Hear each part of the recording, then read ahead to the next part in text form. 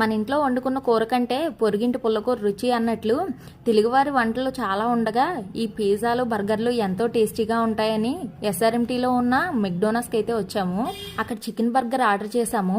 అది చూడడానికి చాలా బాగున్నా టేస్ట్ విషయానికి వస్తే మేకలు తినే గడ్డిలా ఉంది. నా ఫేస్ చూస్తేనే మీకు అర్థమైపోద్ది ఇలాంటివన్నీ నా బాడీకి సెట్ అవ్వదని అప్పుడే అనిపించింది. ఇంతకు ముందు ఎస్ఆర్ఎంటీకి వచ్చినప్పుడు పిజ్జా ట్రై చేశాను, అది కూడా నాకు అంతగా నచ్చలేదు.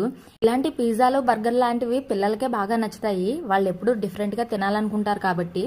ఏంటో ఈ కొత్త కొత్త ఫుడ్లు రావడం వల్ల పాతకాలం ఫుడ్ ని బాగా మిస్ అవుతున్నట్టే అనిపిస్తుంది. బర్గర్ తో పాటు French fries, strawberry milk shake కూడా ఆర్డర్ చేశాము. మిల్క్ షేక్ అయితే చాలా బాగుంది.